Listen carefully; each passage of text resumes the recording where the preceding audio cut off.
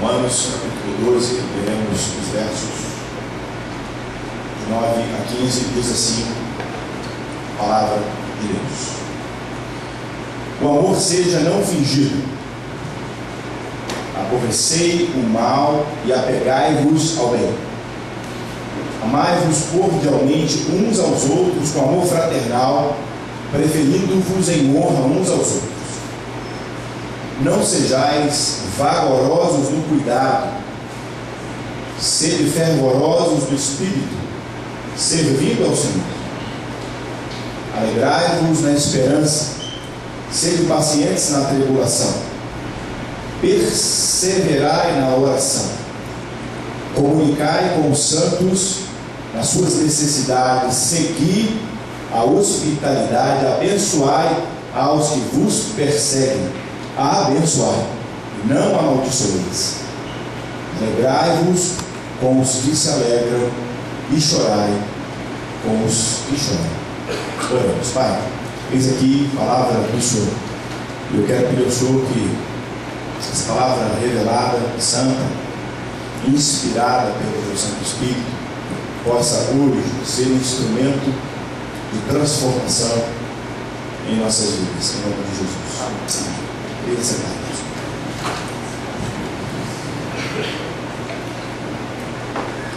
Com meus irmãos e minhas irmãs, hoje pela manhã pensamos um pouco sobre as consequências da reforma da igreja, já há quase 500 anos passados, 498 anos, que a igreja passou por uma cisão muito difícil.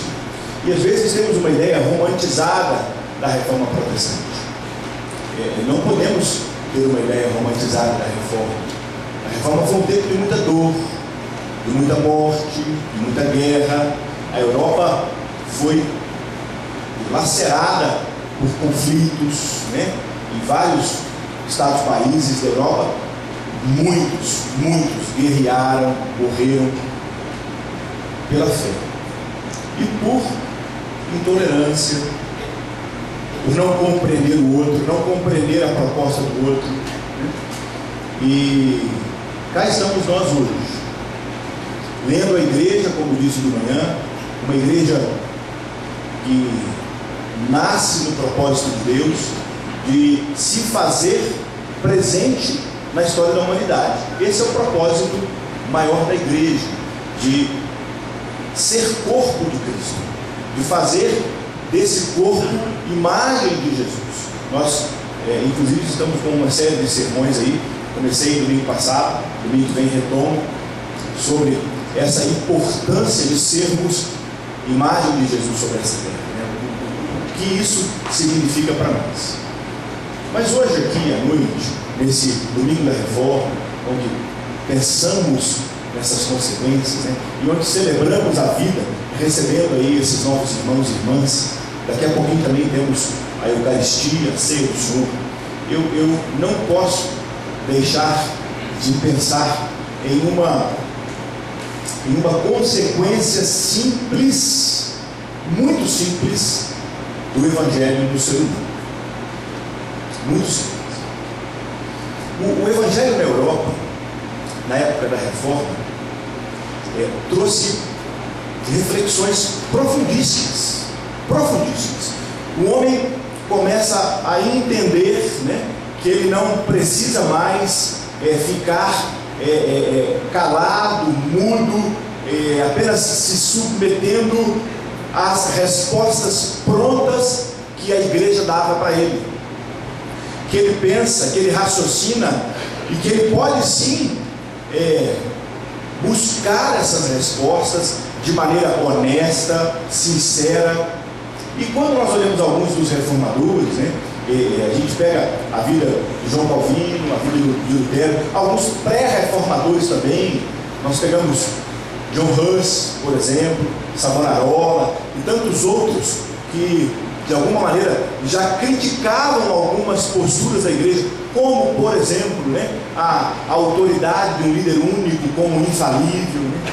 Algumas coisas eram criticadas, como por exemplo a questão do celibato obrigatório. E de forma muito especial há também uma crítica na detenção das Escrituras. As Escrituras precisava de alguma forma ser explicada pelo sacerdote. E algo muito criticado também, que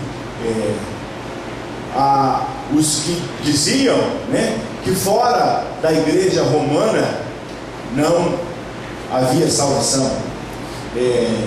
Eu gosto muito de um discurso de Martinho Lutero. Inclusive esse discurso ele foi guardado aí na íntegra naquele filme Lutero, filmado há pouco tempo, né? Deve ter aí não vou me lembrar quantos anos tem que foi filmado uns 10 anos mais ou menos, né?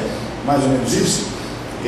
Alguns discursos foram colocados por esse cineasta na íntegra, assim. Foi fantástico o discurso que ele tem como professor, quando ele começa a ler uma declaração de São Cipriano, dizendo que fora da igreja romana não haveria salvação. E ele pergunta então ao seu professor sobre os cristãos gregos da cisão de 1054, né? Uma cisão também naquela época, já quase 500 anos atrás. Ele pergunta então: esses cristãos gregos então não são salvos? Né? E começa uma discussão muito forte. E o que incomoda Lutero, e penso que incomodou também muitos dos reformadores, é a falta de percepção de uma essência na vida cristã. E essa essência, ela passa por uma postura de amor, por uma postura de compaixão, por uma postura de respeito ao outro. O Evangelho não compactua com o egoísmo. O Evangelho não compactua com exclusivismos. O Evangelho é essencialmente amor. Por quê? Porque o Evangelho é reflexo daquele que é, em essência, amor. Porque Deus é amor. Se o Evangelho é reflexo de Deus para nós, se o Evangelho é Antigo e Novo Testamentos, se ele reflete então o próprio Criador, se Deus é amor, o Evangelho vai refletir esse amor. E Lutero, olhando para a igreja de Cristo de sua época, ele não conseguiu ver amor. Ele conseguiu ver um homem lutando, tentando buscar a sua própria remissão, comprando indulgências atrás de indulgências, comprando salvação para ele, comprando salvação para os parentes mortos, comprando salvação para a sua família, como se dinheiro, oferta, títulos, relíquias, conhecidas como simonias, né? Pedacinhos da cruz de Cristo, dedo de apóstolos, cabeça de João Batista e tantas outras coisas, como se isso abrisse porta do céu para alguém, como se objetos consagrados por algum sacerdote garantisse para você a salvação. Eu não estou falando da Igreja Católica Romana, eu estou falando da Igreja de Jesus única. Naquela época, você deveria estar lá, eu deveria estar lá, representados pelos nossos antepassados. Nós estávamos lá, Igreja de Jesus. E Lutero começa a questionar a igreja. E a proposta de Lutero foi para que a igreja conversasse sobre a sua postura. Ele propôs, uma das teses dele, por exemplo, uma das 95 teses, é que se de fato, né, a autoridade papal podia garantir a salvação a algum cristão, por que ele vai cobrar isso então vendendo um título como uma indulgência, se ele pode fazer isso por amor? Por que ele não faz por amor? Esse foi um dos questionamentos, é uma das teses, é um dos pontos das 95 teses de Lutero. E eu pergunto hoje para vocês, nossos irmãos aqui, né, meus irmãos, eu pergunto, hoje observamos de fato essa essência na Igreja de Jesus? O texto que lemos, ele está dentro de um bloco que fala sobre dons. O apóstolo Paulo escreve aos irmãos de Roma, sobre dons, sobre algo que Deus dá, uma capacitação sobrenatural dada por Deus. Da mesma forma que ele escreve também um pouquinho antes, lá no primeiro capítulo dessa carta, né? Se a gente pega lá, Romanos capítulo 1, no verso 17, que foi um dos versos que startou a crítica de Lutero, né? Romanos 1,17 diz assim: porque nele se descobre a justiça de Deus de fé em fé, porque está escrito, mas o justo viverá da fé, e não daquilo que é capaz de fazer. Hoje, a Raíssa ministrando aqui louvor, ela grifou muito sobre o dilema existencial humano, e esse dilema existencial humano, ele marca a nossa vida como cristãos, porque até hoje nós tentamos pagar algum tipo de preço para adquirirmos algum tipo de aceitação, de amor, de salvação, de bênção de Deus, como se isso fora possível, como se Deus quisesse aceitar de nós algum tipo de barganha ou de moeda de troca. O único propósito de Deus é que, enquanto corpo, como corpo, possamos refletir o amor. O amor demonstrado quando Ele envia o Filho dele para ter a gente, para pagar por aquilo que era para mim, para você, porque de acordo com as Escrituras, todos nós pecamos e destituídos estamos da glória de Deus. Cristo então vem, toma um lugar, porque o salário do pecado é a morte, mas o dom gratuito, de graça, é a vida. E Ele então toma aquela cruz, que era minha e sua, é básico, isso é básico do Evangelho.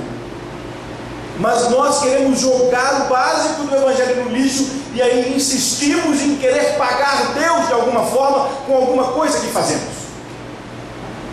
Querer mostrar para os outros que nós oramos, que nós visitamos, que nós ajudamos em alguma ação social, que nós fazemos alguma coisa, e que isso de alguma forma nos garante um lugar diante do sagrado, diante do eterno, diante do Todo-Poderoso. Rasgamos então as Escrituras, porque não estamos vivendo de fé em fé, estamos vivendo de obras em obras. É óbvio, o natural gerado pela fé é claro, é o meu envolvimento em boas obras. Por quê? Porque sou grato. Porque sou grato, sou cheio de gratidão a tudo que Deus já fez por mim. Mas eu preciso entender que tudo que faço é por gratidão a algo que já foi dado, por fé inclusive, e que não é uma fé qualquer. Não é uma fé qualquer, porque muita gente, eu vejo muitas mensagens sobre fé. Muita gente diz: precisamos ter fé, vamos ter fé, vamos ter fé, e vamos crer. Crer em quê? Em que vamos crer? Na existência de algo? É só isso a fé? Não, a fé é na existência em um único Deus que ama a ponto de dar o seu filho para te ter como filho. É essa fé específica. É a fé em Cristo, é a fé que transforma, é a fé que nos constrange, é a fé que gera no meu coração vergonha diante de um erro meu, e que faz eu preciso me parecer um pouco mais com o meu irmão mais velho, porque o Espírito de Deus vai gerando em mim essa imagem. O verso 15, aqui do capítulo 12, diz assim: alegrai-vos com os que se alegram e chorai-vos. Não é isso? Com os que choram. Chorai com os que choram. Desculpa. E eu pergunto para você: será que nós fazemos isso? Será que de fato, quando temos alguém do nosso lado que se alegra, que sorri para a vida, ou que a vida sorri para essa pessoa, a pessoa foi promovida, seu colega de trabalho foi promovido, conseguiu uma casa própria bacana, um carro novo zero, o cara está bacana, mulher, casamento jóia, família estabilizada, relacionamento bacana, a mulher engravidou, teve 4 meninos, está feliz e tem dinheiro para criar os 4 felizes, em escola particular da melhor qualidade. Será que de fato nós nos alegramos? Aqui olha para mim, nós nos alegramos porque a grande maioria, nós corremos o risco da grande maioria chorar com a alegria do outro, querer a alegria do outro e não ter, comparar a vida nossa, como Asaf fez no Salmo 73, e dizer: em vão tenho guardado o meu coração. Às vezes a inveja toma a gente, e às vezes a gente chora com aqueles que se alegram. E o pior ainda, quando nós olhamos aqueles que choram, muitas vezes nós rimos. Nós vimos. A grande maioria das nossas piadinhas do dia a dia são com dor do outro. Já pensou nisso? Já pensou nisso? Às vezes nós sorrimos com as desgraças dos outros, com as dores dos outros. Hoje, então, aqui, quando recebemos esses irmãos e essas irmãs, eu preciso desafiar a todos aqui presentes, para que nós nos alegremos com as alegrias dos outros, como a rádio disse aqui. Para que a gente festeje quando qualquer um de nós, de alguma forma, tem algum tipo de conquista. Se é uma coisa que nós nos alegramos até hoje, foi o dia que o Zeca conseguiu aquele emprego ali, coisa boa. Cadê o Zeca? Porque até hoje nós estamos festejando esse trem, Zeca. Até hoje. Até hoje. Que coisa boa, né? Que bênção isso. Isso alegra o coração demais da conta, né? Me alegra demais o dia que esse casal topou no caminho lá e resolveu casar. Que coisa boa, né, Fabiano e Sérgio? Que bênção. Quantas alegrias nós temos. Se eu falar, vamos contar de tantas coisas. E a gente precisa se alegrar com aqueles que se alegram, aqueles que choram ao nosso lado. A gente precisa chorar. Tem muita gente triste perto da gente, que às vezes nós não percebemos. A gente precisa chorar. Triste, até porque não consegue lidar consigo mesmo. Não consegue administrar suas próprias debilidades. Lá atrás, quando Lutero viu uma escada cheia de gente, subir naquela escada ajoelhada, rezando um Pai Nosso a cada degrau, dizendo que chegando lá em cima, depois de rezar dezenas de Pai Nosso, com um papelzinho na mão onde ele escrevia o nome de um ente querido, quando ele pisasse no último degrau, a salvação daquele ente querido estava garantida.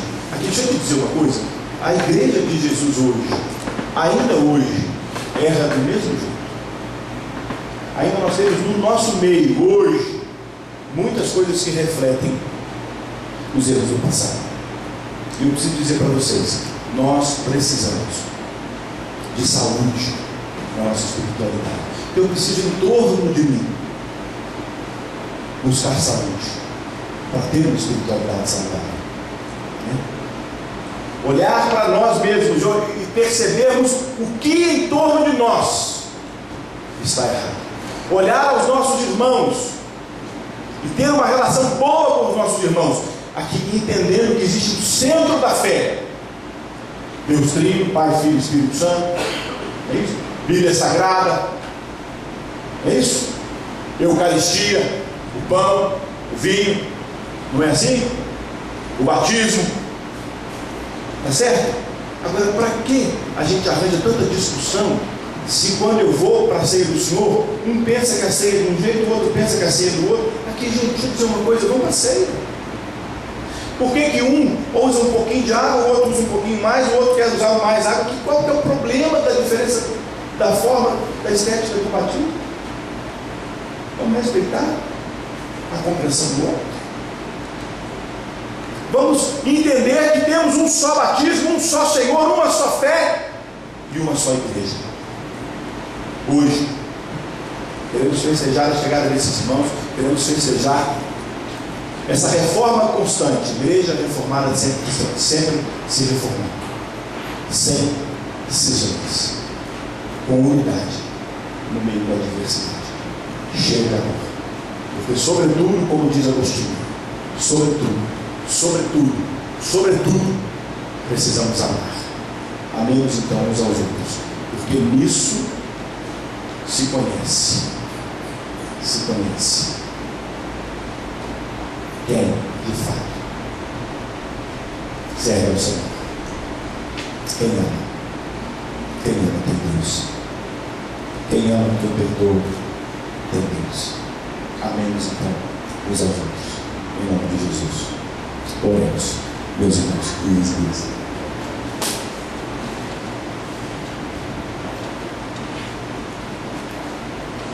Pai, obrigado por esse tempo. Pedimos ao Senhor então que nos abençoe. Agora, com esse desafio de amar, teremos diante do Senhor, aqui presente, de forma intensa, comer do pão e beber do cálice. Assim, o Senhor seja conosco, nos abençoe, nos fortaleça, para que o amor possa influenciar a todos ao nosso redor. Possamos ir além, Senhor, ir além de nós mesmos, vencer os nossos preconceitos, as nossas dificuldades e amar no teu nome, em nome de Jesus.